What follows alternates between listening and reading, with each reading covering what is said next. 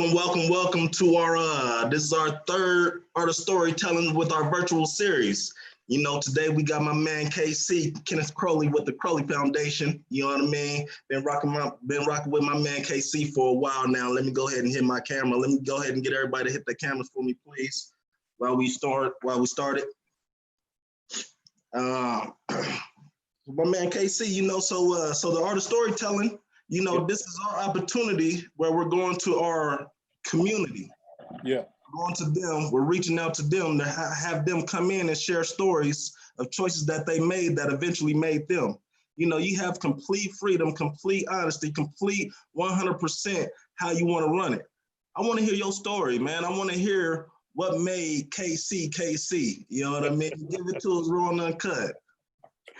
And also, one more thing too, KC, please take note, if anybody makes any gestures, you know what I mean, any kind of hand gestures, like the clapping sign or anything like that, that's just a note that they got a question or something like that. So let's just be mindful of the hands and stuff like that in folks' screens. You know what I mean? That's what's up. That's what's up. It's on you. Go ahead, take off. Well, bro, I just want to just first of all, thank you for this platform. You know, I think what you're doing is commendable. I know you've been doing the art of storytelling for a minute, but under the current situation, we all have to be creative in how we get our message across. So I just want to, first of all, just commend you for doing this. And, you know, you could have reached out to anybody, but you reached out to your boy. So thank you for having me this week, brother. So I don't know, brother, as I think really about, you know, what made me, I think about my life being chopped up into chapters. And each one of those chapters has played a role in cultivating me into the person that I am. So I'll start at the beginning with my upbringing and my childhood. You know, I was extremely blessed and fortunate to be raised in a loving two-parent household. You know, I had a big family. So I got 4 brothers and a sister. I'm the youngest of 6. You know, most of my siblings were staggered. So that means they're either 1 year or 2 years apart. But when it got to my sister, who was the baby before me, there was an 8-year difference. So that's basically a whole generation, right? So it was hard for me to connect with my siblings on that level because the age difference was so huge. But at the same time, it was basically just having a house full of parents. You know what I'm saying? Everybody was telling me what to do and looking out for me and raising me and doing things of that nature. So that's one part of it. And then, you know, my parents did an excellent job in terms of setting the foundation and laying the foundation for the expectations on my life. So I'm a first generation college graduate. My oldest brother went to college, but he didn't graduate. He actually had to leave school to help my father run his business. And we'll get into that later. But you know, I'm from Denver. I went to Columbine Elementary School. I got bused to University Park when, you know, when they thought busing was cool and introduced you to, you know, different neighborhoods and different communities, which was BS. I don't think that part of my life really helped make me the person that I am. You know, it kind of pissed me off getting bused out to South Denver, but at the same time, it was kind of cool. It seemed cool at the time because I had my neighborhood friends with me. But, you know, coming from Columbine, you know, Columbine's on the east side, and then getting bused to South Denver, predominantly, you know, white neighborhood, white schools, getting looked at crazy, going to the principal's office on a regular basis, you know, not being treated equal, not being treated fair. That was my first experience.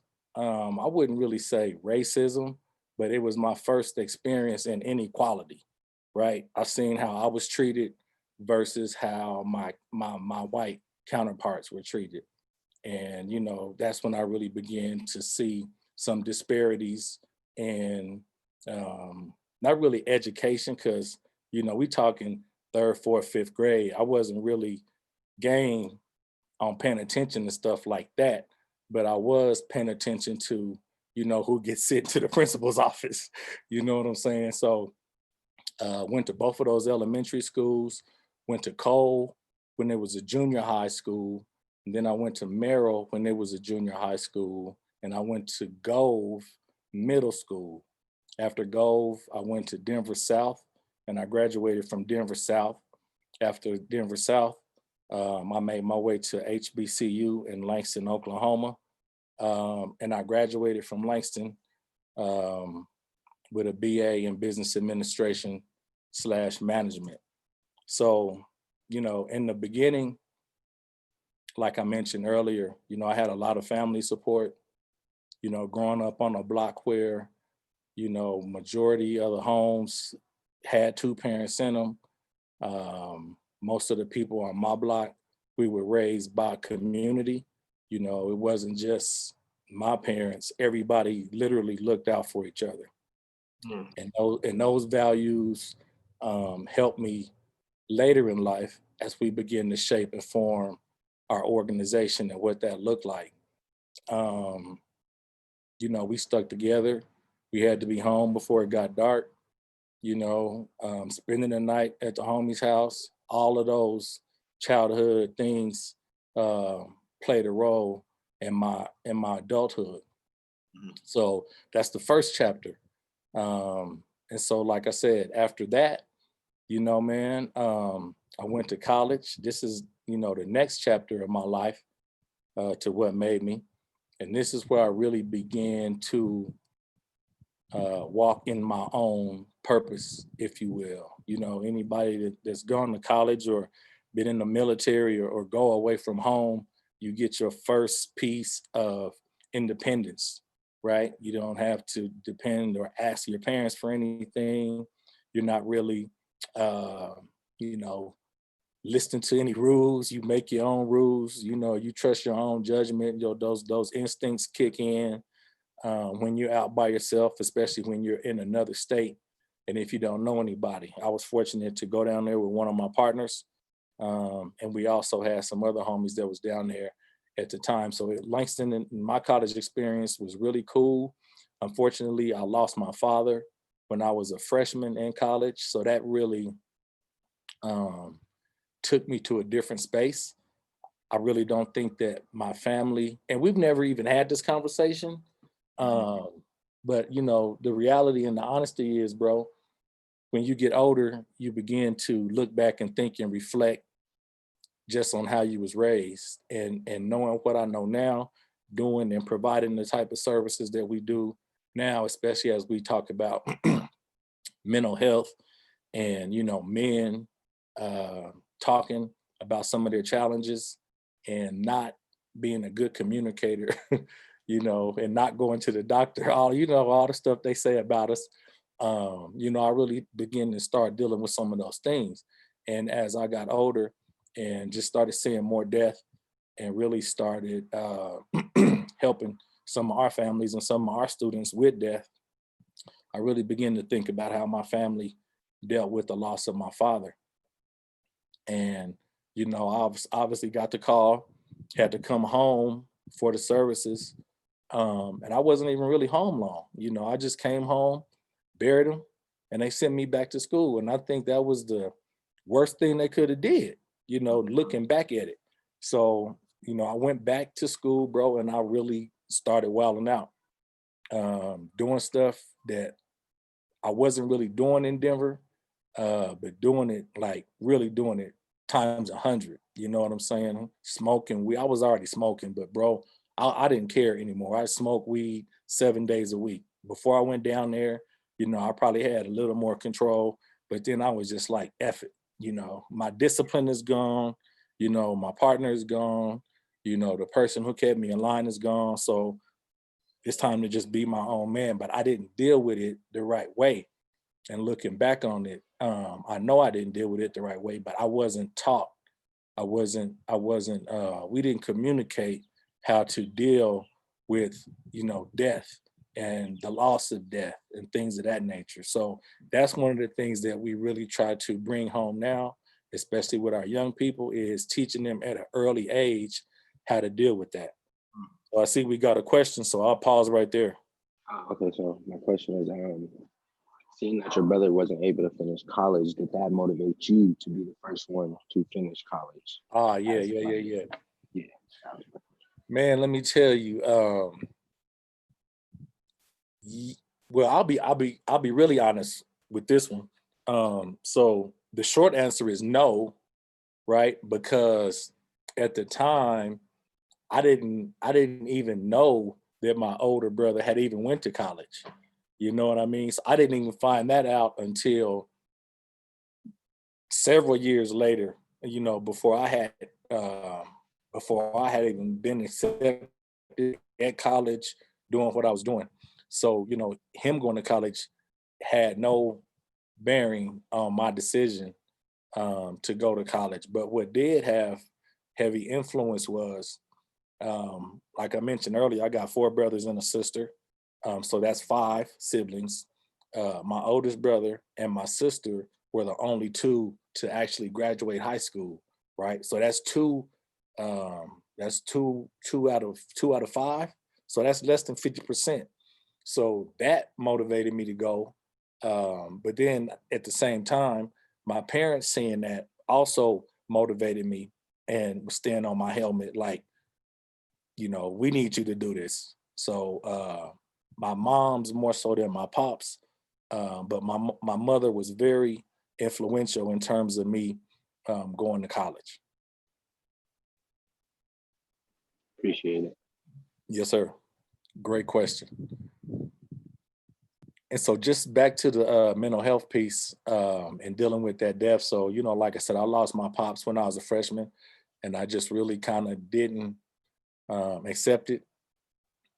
I mean, I don't know what's considered normal, but I didn't accept it a normal way. So like I said, I acted out, I rebelled.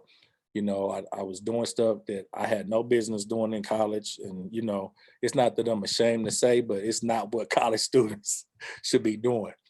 I was on academic probation for a few semesters. Man, I'm talking about walking around here with a 1 point GPA. You know what I'm saying? And then, you know, I had a girlfriend when I went to Langston, but, you know, long distance got in the way. And so I ended up finding a young lady down there that really seen the potential in me, you know, and she seen something in me that I didn't see in myself. You know, she pulled me to the side. She was like, look, you know, I know these things are going on in your life. You know, I know you just lost your father. Your mother is sending this money down here, getting your bill paid, and you down here acting a damn fool. And, you know, there's something in you that I see, but I need you to start doing better. And so once we had that conversation, you know, man, I really started to buckle down and take my life and my future and my college experience a little more serious. And so my senior year, about to graduate, but I had to do an internship first. Did an internship for the university. I worked for the school's development fund, right? And so the development fund is responsible for collecting money and raising money and giving this money back to the students. So I thought this was a dope concept, and that's something that I wanted to bring back to my community and bring that back to the city of Denver. So that's where the first seed was planted for the Crowley Foundation. You know, I was like, I'm gonna take this concept back to the school. I mean, back to Denver, and I'm gonna help my people. So what year did you graduate high school? I graduated from Denver South, bro, in 1987. So how did you stay out of that whole gang epidemic that was just then picking up? Bro, back to my family, bro. I had a pops who did not play that shit. He just did not play it. You know what I'm saying? And he put the fear of God in me to where I had to make right choices. You know, it was either deal with him or deal with my friends. You know, peer pressure was real. I wasn't no punk, but I wasn't stupid neither. You know, I hung out during the day, but when, you know, when they was going to put in work and they was doing what they was doing, I gotta go. You know what I'm saying? Because I already knew, number one, the expectations that my parents and my siblings had Mm. for me and my life and my future, So right? with that, with those expectations, and then you have the expectations that you got from your friends and stuff like that. How did that make you feel when you chose to do the right thing because you know your values is instilled through your parents? But then you got your homies like, oh, you old bitch ass nigga, you know, that kind of motive right there. How did you deal? That's dope, bro. And that's funny you say that because I had to deal with that. And you know, it kind of messed me up for a minute.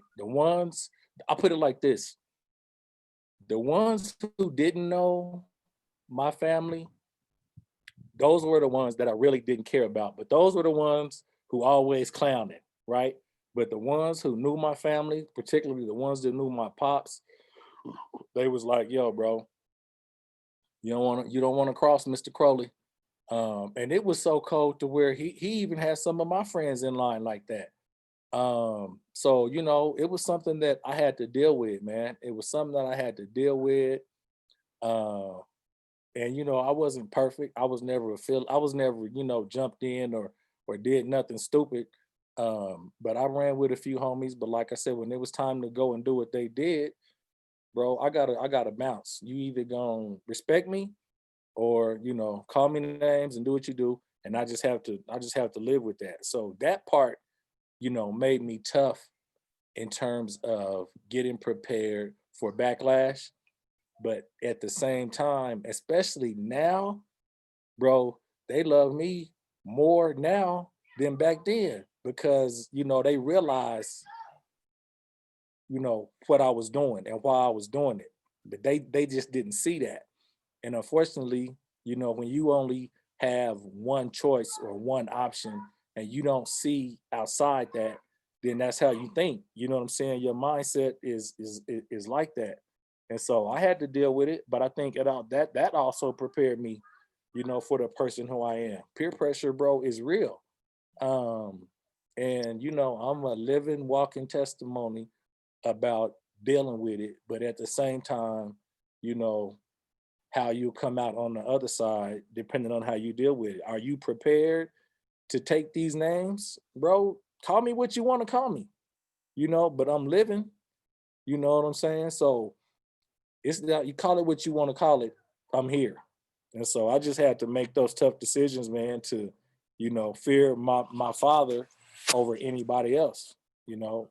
And a lot of my friends that was doing what they was doing, you already know the demographics, bro. They wasn't in those households that had that structure. So, like I said, I was just blessed to be in that situation and fortunate to be in that situation because my pops didn't play. You know what I'm saying? So that's what kept me out of that foolishness. That's what kept me out of it, man. And so, you know, back to my senior year when I was doing the my internship, I did that. And like I said, I got that concept to come back and start that organization for my community. Graduated, but then got married and started a family like right after college. So that means all of my dreams and all of my wishes got put on the back burner because then life kicked in, right? So now you gotta This provide. in You college. know what I'm saying? This is to the You woman you gotta met in college, right? provide. Yeah, go ahead. This is to the woman you met in college, right? Yep. Okay. Who you said who saw something in you that you didn't see in yourself. Yep. Miss Jean, Mama Jean. Yes. Yep. So that's what it was, man. So came back, we got married, and then you know, KC was born, then my daughter Gianna was born. And so, like I said, the Crowley Foundation has always been, you know, in the back of my mind or in my spirit, but I couldn't move on it at the time because I had kids to raise. I had a family to raise. So this is another chapter of my life that helped to make me because, you know, again, them same values that I was raised on, we had to instill those into our kids, plus add some more, right? So Jameer said yesterday that he went to Union, Excel Institute. You know, we sent our kids there. We sent our kids there, bro, 94, 95, 96, 97. And so, you know, we had to make a real life decision in terms of what was important to us. And at the time, you know, 2 college graduates, you know, it was obvious to us that education was important. So we made a huge sacrifice and sent our kids to Excel, but it wasn't cheap because it's a private school. Yeah. And to be honest with you, bro, that shit was more, that tuition at that school was more than the mortgage on our first house. So that's how serious we were about their education and their future. So again, you know, it's all about, you know, laying a foundation, instilling values, and just being your authentic self. So that's a whole, that's another chapter, right? Being a husband and then being a parent. So that chapter molded me because that particular chapter taught me how to be selfless, right? Because it's no longer about you. You got mouths to feed, you got other people depending on you. You got to provide. So you have to do whatever you have to do, and I will say whatever you have to do, bro, to make that happen, you know, and that's what I did. So I'll pause right there because I see another question. Go ahead, Aja. Oh yeah, do you hold your kids to the same standards that your parents held to you, or are they slightly different? It's actually a little bit of both. So the beautiful thing about parenting is you can you make the fucking rules. You make the rules, right? So if you were raised on good values and a good system and you think that work, then you obviously want to keep that, right? But you can add or subtract to it what you think worked and what you think didn't work. So the short answer is yes, I instilled in them the same values, but I also added some more. So that it was slightly different. So one thing for me was, you know, my pops was born in 1928. He's from Mississippi. So, you know, that generation already has a mindset of not being too emotional. You know what I'm saying? For lack of better words, you know, their job is to protect and to provide. And that's what they did. I'm not mad at them for doing that because, you know, he did a damn good job of it. But at the same time, there was no affection, right? So, you know, hugging, there's no hugging, right? He never told me he loved me. Again, this is things you think about as you grow up and reflect on your life. It didn't bother me at the time because I just thought that was normal. But as I got older, particularly when I had my own children, you start to think about, okay, you know, how my mom did this, how my dad did that. And like I said, you just take bits and pieces from that. So knowing that my father never told me that he loved me, but knowing that I show and have this love for my own son, you know, it's important for me to show him and tell him, right? Actually say the words and then embrace him, let him know I'm proud of him, motivate him, encourage him, you know what I'm saying? Give him positive words and affirmations, you know, everything that I think he should need that my father didn't give to me. So to answer your question, you know, yes and yes. I held him to a high standard, and I still do to this day. And you know, I flipped it a little bit and put my own little parenting twist on there. That answer your question?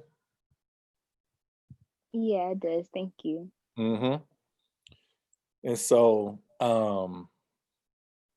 you know, again, this chapter of being a husband and being a parent started teaching me about providing and being selfless. You know, this is when I really started realizing that it was not about me. It's about my family and my wife, and how can I be a better a better man.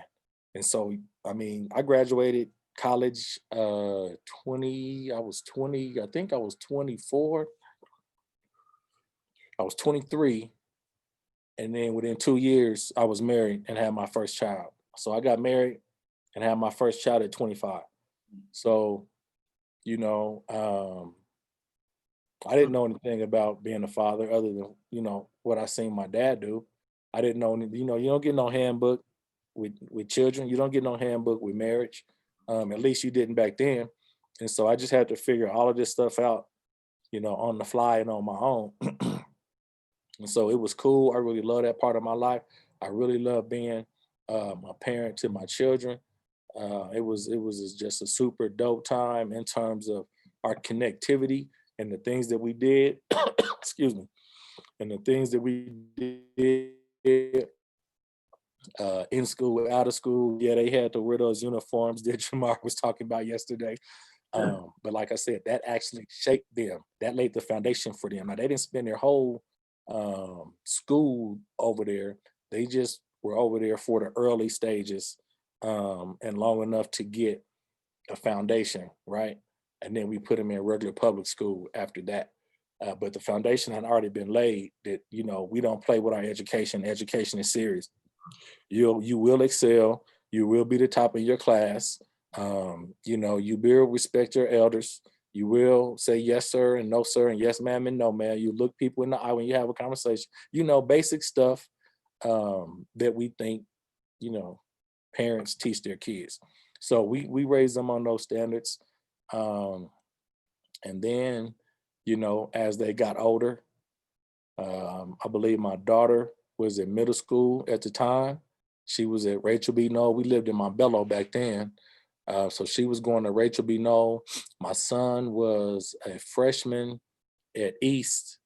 And so, you know, they were of the age to where, okay, they really not too dependent on me, right? So now I can start putting some work in on bringing this vision to life. So this is when, excuse me, this is when I started putting a pen to the pad for the Crowley Foundation. So in 2009, the Crowley Foundation was formed and became a legal entity with the IRS in the state of Colorado. And in the beginning, you know, I took those same principles from Langston that I had learned with doing my internship, and we just wanted to help kids get to college. So we created a scholarship fund. In the beginning, we were just, that's what we were, the Crowley Foundation Scholarship Fund. We raised money, we did back to school walks. The money that we raised, we bought school supplies, and we gave kids scholarships to go to college. That was cool, but then some more needs started popping up. And so my kids would come home, they're super excited about what we were doing. My kids would come home like, Dad, you know, no disrespect to nobody else, but, you know, they taking all of these white kids over here to these colleges and there's no black kids going. How, you know, can't you do something? I was like, yeah, we can do something. So we chartered a bus. I pulled up in front of East, and bro, we put 50 black kids on the bus and we took them up to Colorado State. That was our first campus tour, and that thing was huge. It was a super success. So then we started just doing campus tours around the state.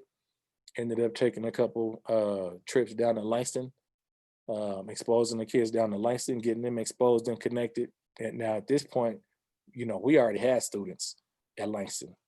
So when we took our high school students down there, you know, it wasn't nothing for them to get connected. So we were already starting to establish like a handoff. If you want to come here, you know, we already have students in place that you can connect with, you know, so they took them around, let them sit in their classes with them, get the lectures, you know what I mean? So it was a super dope experience. And then of course, with that piece being introduced, you know, we had to start doing, you know, more college prep stuff, ACT, SAT, prep learning and things of that nature. So that's when the college prep came into it. And then it kept growing and kept growing. You know, same conversation with my kids. One day my son comes home. Actually, I'll take that back. He doesn't come home. He calls me one day and he was like, can you come pick me up from school? Yeah, bro, I'll come get you. I go pick him up. This little dude got like 4 of his little homies with him. So I pile everybody in the truck and we just riding around. I'm taking everybody home. But it was in this moment when we would have these real player conversations. They would ask me about girls. They were telling me problems with these teachers, challenges they were having in school, how they didn't like the principal, how the system was broke, blah, blah, blah, blah, blah. And, I said, okay, this is cool. So I would just game them up just on some real information and experience. And they enjoyed it. Majority of them's father either wasn't in their life at all, or he just didn't live in the same house. And so, I would do that, pick him up. He got all his friends. We did that for a long time. He said, came to me one day, he was like, Pops, I think we got something with you talking to my friends. I don't know what you're talking about. He said, I think we need to figure out how to start, mentoring these boys or giving them some life skills or something. Because he said that's all they talk about every day in school. They don't even talk about the regular stuff no more. They keep talking about, is your dad gonna pick us up today? Is your dad gonna pick us up today? And so that's really how, Boys to Men started, man. So it was cool. It was cool. We didn't really know what we was doing, man. Phil, when you first jump out there, man, you just want to do the work. You know what I'm saying? You just want to do the work. You don't really have no format. You just know that you got this heart and the desire and this vision to just do stuff. So I was like, okay, let me we gonna pray about this. We're gonna figure this out. Let me see, who's doing something like this that I can just go get some quick gain from right quick. So back then, Narcy Jackson from Athletics and Beyond, he was doing these girls workshops called Girls Empowerment. And my daughter had went to a couple of them, and she actually came away with some good game. So I was like, bet, I'm gonna go holler at him. So I meet him at the Starbucks by East High School. I said, hey, bro, check it out. I see you doing these girl workshops. I said, been talking to my son and his friends, talked to our board. I think we're gonna try to do something similar. They said, we're gonna do it with boys. And he was like, oh, that's dope. He said, we've been actually having the same conversation. So we should come together. And I was like, bet. So he pulled his resources. I pulled mine. I didn't have a lot back then because we were still starting out, but I had a few, to bring, my piece to the table.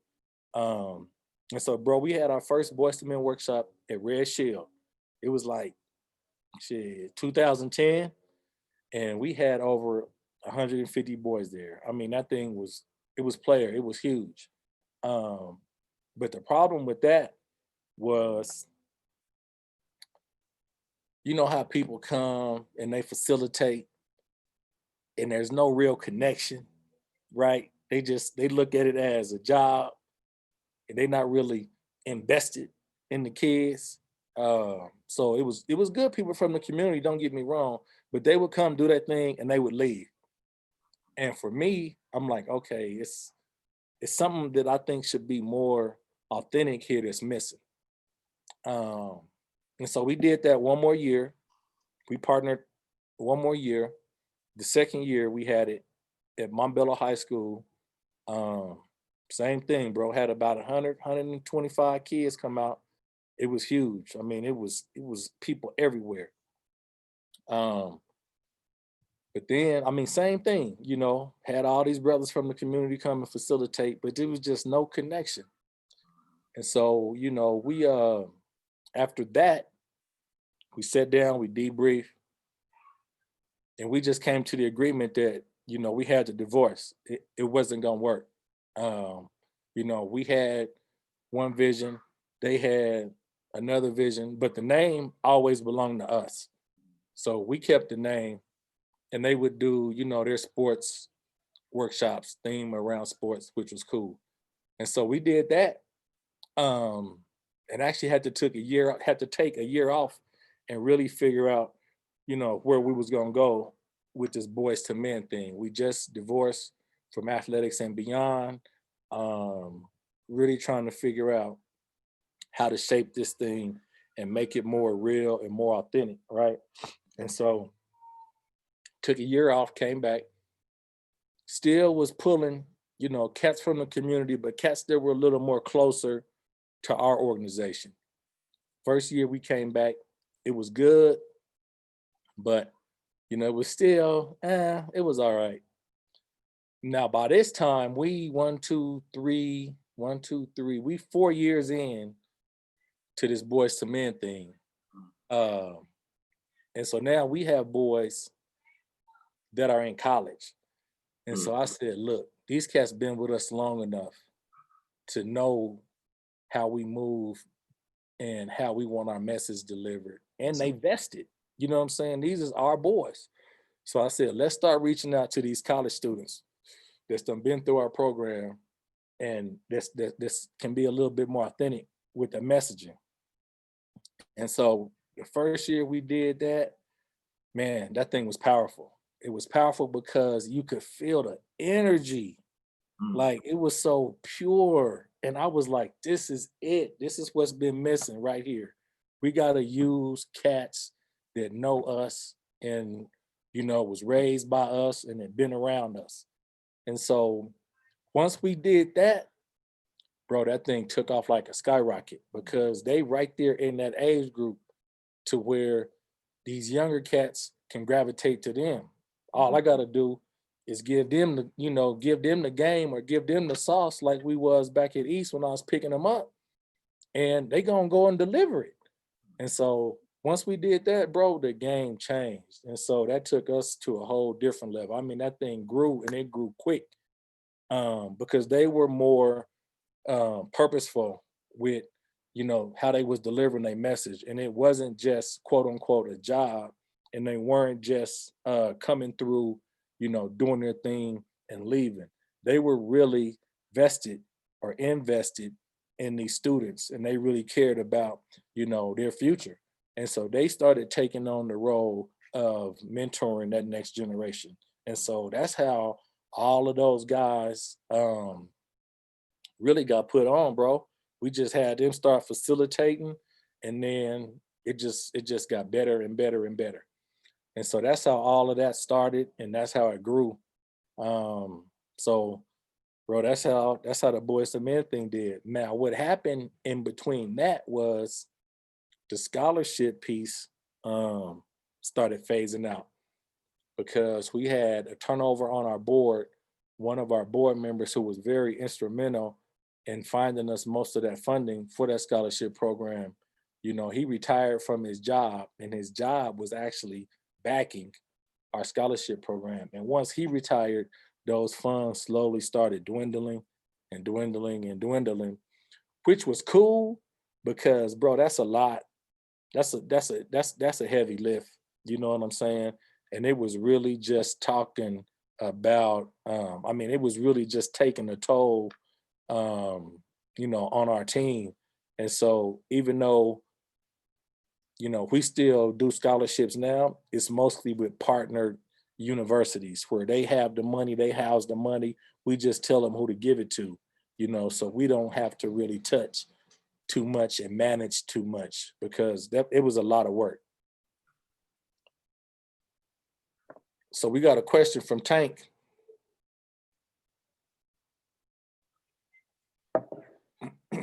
Okay, yeah, my question. Go ahead. My question was, how can we push your message to the younger men that want to gangbang and be in the gang life, and not only push the message to them, but how can we make it stick to where you don't want to gangbang no more or be a part of that life? Bro, I'm gonna tell you this. The message is out there, but, you know, I learned early on that you can't force anything on anybody. And I see Phil nodding his head, so he knows what I'm talking about. You know, we can give you all the game in the world. We can give you all of these resources in the world. You know, we can push pawns in your face all day. We can tell you where to go and get a job. I can plug you with 5 mentors right now. You know what I'm saying?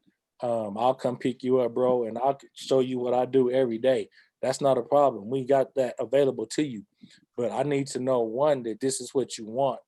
And, you know, this is what you want to be serious about, because at the end of the day, you know, my time is valuable, Phil's time is valuable, everybody's time is valuable. If you don't want it, there's 5 or 6 that do. And I'm not saying that I'll leave you out in the cold. Me, Phil, nobody doing what we do is going to turn our backs on anybody. You know what I'm saying? I mean, I've even went to the same brother over and over and over and over again. And I know Phil does this every day. So I'm, you know, the message is out there, the information is out there. I got homies that's in our program right now. And you said to pull them away from that, bro. I can't pull them away, but I tell you what they do when they come around me. It ain't no foolishness. You know what I'm saying? Yeah. So, and then when they leave us, you know, they go back to doing what they do. I'm not knocking them for that, but I don't think that, you know, we are in the power or the position to turn them away from anything until they're ready, you know, to turn away themselves. So I hope that answered your question. You know, Yeah, it we out did, here, bro. definitely. They gotta want it. It's just like an alcoholic. When you go to them classes, you gotta take responsibility and say, hey, I have a problem. You know, you're not gonna get no help from Alcoholics Anonymous until you want to get some help from Alcoholics Anonymous. Right. Mr. Crowley, Yes, ma'am. how are you? I'm good, baby. How are you? Good. You remember me? No, tell me where I remember you from. We was at the round table with Dr. Hickenlooper or with Governor Hickenlooper. Oh yeah. Yep, I remember you now. So my question is, I just want to, how do I get involved? Because I have nephews and I also would like to sit with you and have a sit down and chop it up about some things, because I got some things going on in that mentorship realm as well as working with Phil.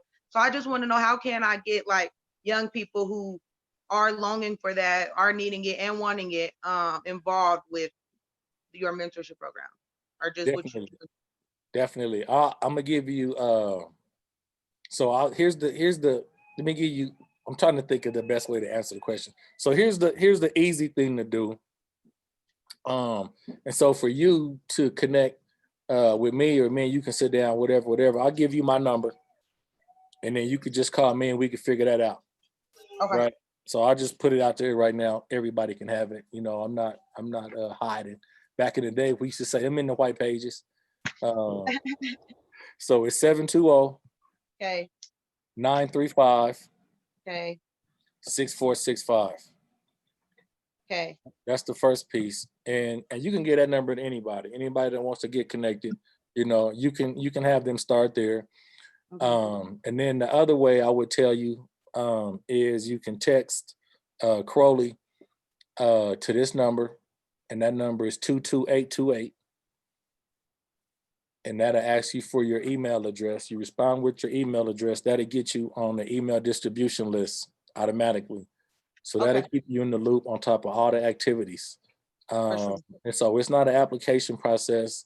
Once you start coming to activities and events, you basically in. You know, like I was telling my man, you know, you got to come around and stay around and act like this is what you want. You know what I'm saying? So I get that question all the time. Well, you know, my son needs mentoring. You know, my nephew needs mentoring. You know, I meet him once. You know, you don't want to come around no more. So, you know, mentoring is a two-way street. For sure. You know what I'm saying? So just like anything else. So that's one way to get connected. And I just connected you on Facebook too. And that was my other thing. Follow us on Facebook. Go to the Crowley Foundation. Most of our events are on there. All of our scholarships that we post scholarships every Saturday. That's on there. Anything that we're doing in the community, event-wise or programming-wise, when it comes to Boys to Men, is on there as well. So like that page, and whatever you want to do, just sign up, register, or just holler at your boy. You know you in. Already. I had a quick question too. Yep.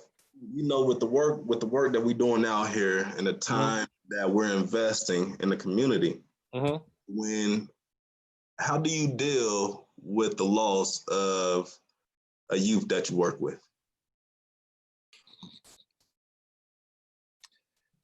Bro. I mean, I asked that specifically looking for solutions for myself. Yeah. You know, me and the work that we doing is not easy. How do you deal? Bro, I don't really think that there is, you know, any one way to deal. I think we have to find what works for us, and just try to, you know, just push past that. And so, you know, I'll be honest, you know, I found, like, I'll take Nate for example. So when Nate passed, bro, that shit hit us hard. Like we still talk about him to this day. We started to push this podcast now, just, you know, for this COVID-19 check-in on all our boys, since we can't see them. And in those conversations, you know, these cats are still hurting, and that has came up a few times. And so we still dealing with it. I don't think no one has actually gotten over it, but, you know, it was rough in the beginning.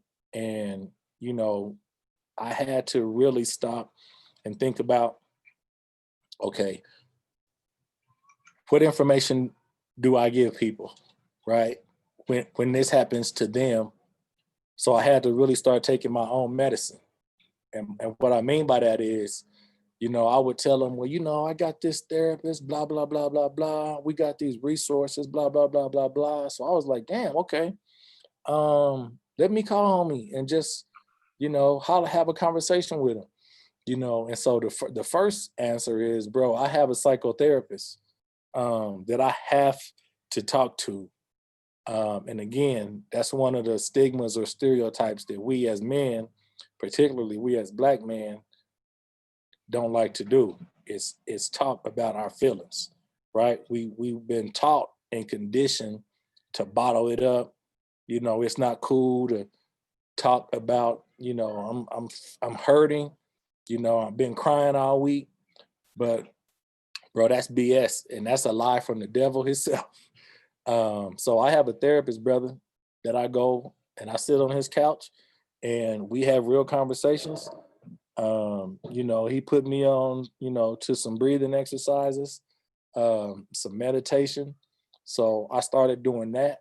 But then what has really helped me feel is, man, I had to just start really relying on the brothers that was in my circle that I knew wouldn't judge me, that I knew really cared about me. And, you know, they took it a step further, bro, and they started coming around checking on me without me calling on them or asking them to. They were just popping up, bro, at the crib, like, I got something for you and your wife. I got something for you and your family. You know, they would come and really start taking some of this load and this burden off of us. Like, what do you need me to do? You need me to check on some kids today? What type of programming you got going on? So just surrounding myself with those real, authentic people really helped me a lot. But in terms of like my whole mental, spiritual, you know, emotional feelings, bro, you got to find somebody to talk to. You got to do that. You got to do that, brother. Oh, one more. I got another chapter. I forgot about this chapter. We good so far? Where we at on time, Phil? Yeah, we good. We got about 10 minutes. Okay, cool. So this last chapter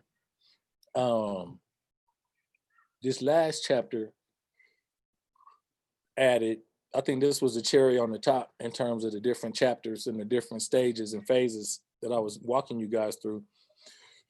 So this last chapter really played another major role in terms of making me. And that was when I made the decision to walk away from my corporate job to really run and manage the Crowley Foundation full time.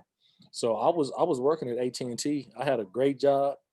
I was making 80 racks a year, awesome benefits, you know, but the demand and the needs of the community and the Crowley Foundation really started growing. I found myself, you know, I started skipping out, sneaking out of my job, bro, taking extra long lunches. And it was never really a problem. You know, I was a manager, so I had flexibility, you know, but my manager was like, well, you've been gone for 3 hours, you know what I'm saying? All of this type of stuff. And like I said, it was never a problem, but it just got to the point to where, you know, I shouldn't have to make a decision about my community or this little raggedy job. I never been one to chase money, you know, and even in our organization, we still don't quote unquote chase money, not like that. I always believe that God had really, you know, put this purpose and this vision in me for a reason. And he's actually been providing in more ways than I could ever imagine. And so for me, when I walked away from that job, it was kind of hard. But bro, after a couple of days of really thinking about it, it was the best decision that I ever made. Because like I said, you walking away from, you know, full benefits, 80 racks a year. Security. And you know, yeah, security. And you know that you're getting ready to walk into something. Number one, it's not going to be 80 racks a year. You know what I mean? But this is where you really got to start looking at your values and what's important, right? And so, you know, being a corporate guy, you know, doing all of that, you know, talking to people, letting people talk crazy to you, you know, I was just like, nah, I'm cool on this. You're not fixing to talk crazy to me today. That's not what we're doing.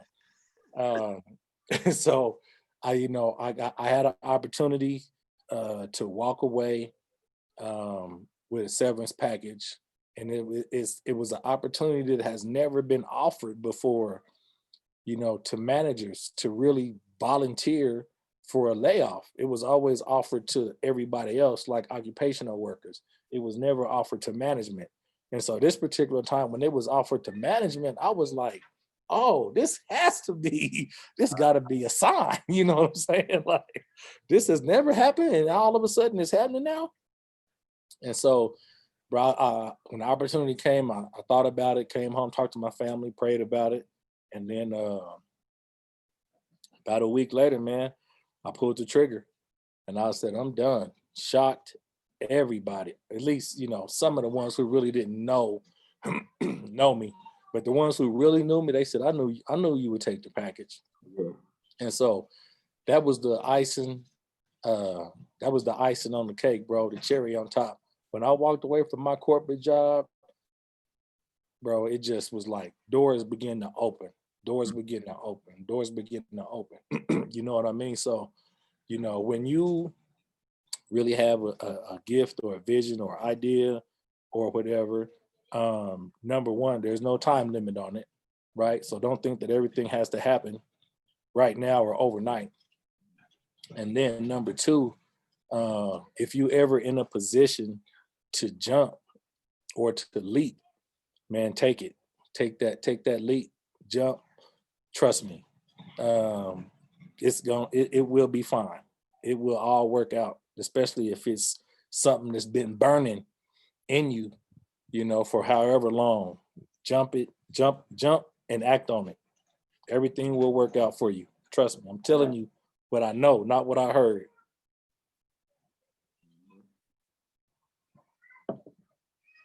Yes, indeed. All right. If let's say so if they ain't catch nothing that you had said this whole time, bro. Yeah. What's one message that you will leave us with if we ain't catch nothing this whole time? If you didn't catch nothing this whole time, you know, I want to tell you that. I want to tell you that you know, everyone on this call is going through something. You know, we being transformed into a higher expression of ourselves. So I want to just encourage you. You know, how we come out of this is going to determine who we are or who we're destined to be. The power of transformation is real. The battleground is right here. It's in our mind, right? The battleground is in our mind. Stop wrestling with yourself. Stop lying to yourself.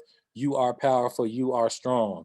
You know, it's what we think and believe about ourselves and in our mind that's not right. You know, that's worthless. So, you know, clothes don't matter. You know, cars don't matter, houses don't matter. What's important is having a strong mind and a strong mindset, a healthy mind. So if your mind ain't right, you know, you can't serve others because you can't serve yourself, right? So get your mind, body, and spirit together, right? Don't quit because you make the difference, right? If you want to start that business, finish school, you know, write that book, whatever it is, stay encouraged. So that's what I'm gonna leave y'all with. Already. Yes, sir. Any comments? Yep, thank you. I appreciate you for your AOST. I will be in touch. Don't forget me. Phil, thank you for having me, man. Man, I appreciate you. I For appreciate real, for real. Yes, indeed. You knock him out there, bro. Bro, I'm gonna go on and be authentic with you. You see, we ready, we barbershop hungry over here. All right. All right, man. Love you, baby. You too, bro. All right, stay up. Peace.